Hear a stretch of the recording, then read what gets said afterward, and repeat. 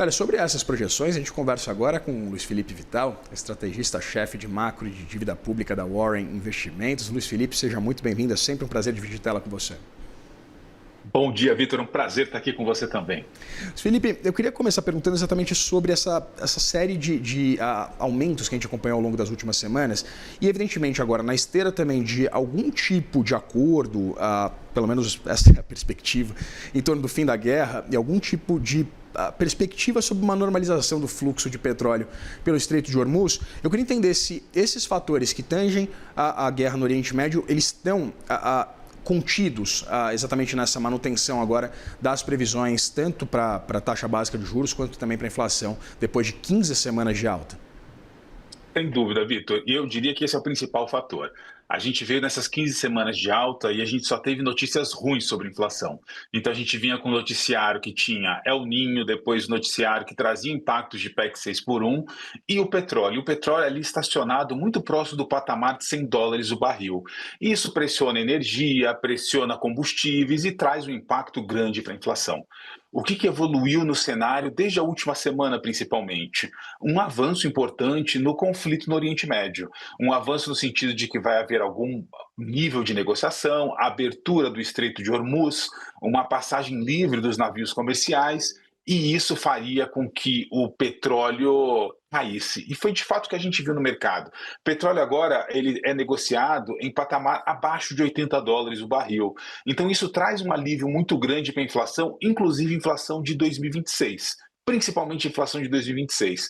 Então, essa sequência de 15 altas que a gente viu, ela começou a ser interrompida, né? Então, essa primeira semana que a gente vê essa interrupção, acho que ela é bastante importante. Acho que alguns números de inflação eles estavam mais subestimados. Então, a gente vê a Focus com cerca de 5,33, nosso número está um pouco mais próximo de 5%, e a gente começa a ver o pessoal, mercado, economistas, revisando projeções de combustíveis, de energia, inclusive de alimentos, com o noticiário que saiu sobre El Niño mais recentemente. Então a gente está vendo um número um pouquinho mais baixo. Ainda não é um número bom, um número bem distante da nossa meta de inflação de 3%, mas um número mais razoável para 2026.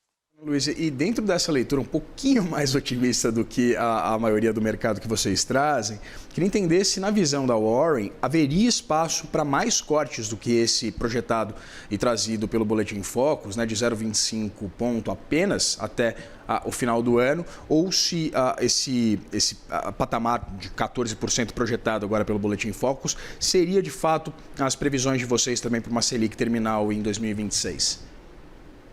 Vitor, eu arriscaria dizer que esse foi um dos principais temas de mercado na semana passada. Na semana passada a gente teve a ata do Copom na terça-feira, depois a gente teve o relatório de política monetária na quinta, e o mercado todo tentando entender quais são os próximos passos, o que passa na cabeça do Copom, o que o Copom está esperando fazer, não só na próxima reunião, mas em todo o horizonte que vai levar até 2027.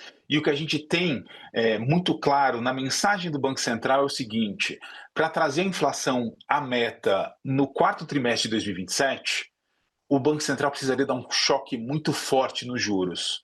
E é um choque que seria tão forte que ele levaria a inflação para abaixo da meta no primeiro trimestre de 2028 e teria impacto em preços de ativos, teria impacto na economia de forma geral. Então, a gente vê um Banco Central que não vai fazer esse choque tão grande, ele vai conviver com uma inflação um pouco mais alta. Então, acho que essa é a trajetória que a gente vê em 2027. Eu acho que isso explica também um pouco dos números de inflação para 2027 que a gente vê na Focus.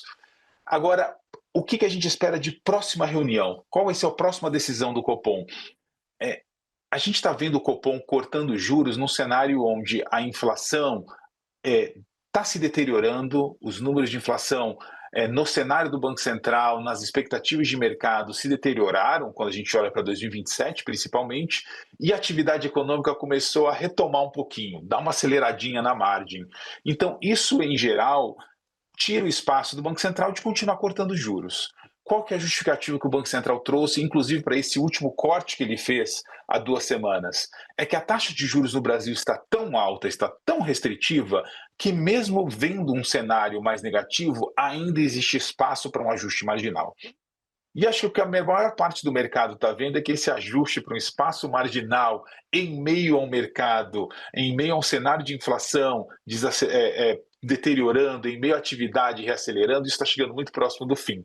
Então, acho que é por isso que a pesquisa Focus ela mostra que esse ano a gente ainda tem pelo menos no máximo, mais um corte de juros para esse ano. Nossa expectativa é que a gente não tem mais espaço para corte de juros esse ano e que o Banco Central deve fazer uma pausa a partir da próxima reunião. Então, a gente está com juros um pouquinho mais alto aí do que a expectativa Focus.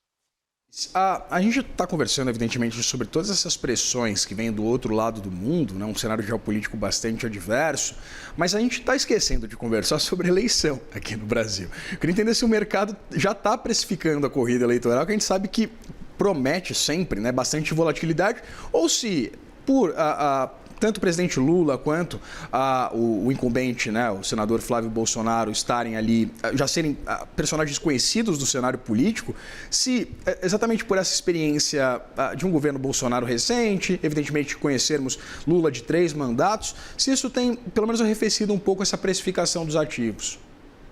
Exato. E para nossa surpresa, Vitor, a gente esperava assim, que 2026 seria um ano muito guiado por pesquisa eleitoral, muito guiado pela disputa de eleições, por campanhas, candidatos e etc.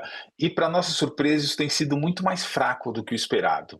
Então a gente vê o mercado reagir de forma mais forte quando a gente tem surpresas grandes. Ou como foi a surpresa em dezembro de um nome novo da direita, ou como foi a surpresa de um escândalo envolvendo um dos nomes que está na disputa. Então, essas surpresas grandes que mexem com a expectativa eleitoral de uma forma mais forte para um lado para o outro, essas sim, têm feito preço no mercado de uma forma mais relevante. Tirando essas expectativas, a gente não vê o mercado reagindo fortemente. Então, por exemplo, hoje de manhã saiu mais uma pesquisa e o mercado reage muito pouco, porque as pesquisas estão trazendo muito pouca informação nova, né? Então, e a gente ainda tem um cenário externo com muito noticiário, cenário doméstico ainda tem noticiário relevante, a gente tem uma guerra, a gente tem uma pauta política, tem pauta bomba, tem El Niño, tem PEC 6x1, então a gente está vendo tanto noticiário que mexe com os mercados que essa questão eleitoral ela está ficando quase em segundo plano. Ela só mexe com os mercados quando realmente vem uma notícia muito forte, vem algo muito distante daquilo que era esperado. E tanto que esse ano, quando a gente... Assim, acho que a maior parte das casas tem um acompanhamento das pesquisas eleitorais, como nós temos aqui, e esse acompanhamento ele tem ficado quase que em segundo plano. Os mercados têm reagido muito pouco às novas pesquisas que têm saído. Felipe, projeções de 14,25 então do Selic terminal, uma projeção de inflação também um pouco mais aquém do que o Boletim Focus traz, e projeção para Brasil e Japão às 2 da tarde. Olha, infelizmente os resultados da Copa têm atrapalhado muito o meu bolão, mas eu estou com um 2-0 para o Brasil e a gente está na torcida aqui. Tamo junto, minha aposta também. Conversei com o Luiz Felipe Vital, estrategista-chefe de macro e dívida pública da Oro Investimentos, não de futebol. Luiz, muito obrigado, sempre um prazer dividir tela com você. Vitor, sempre um prazer estar aqui com você, uma boa semana. Até mais para você também.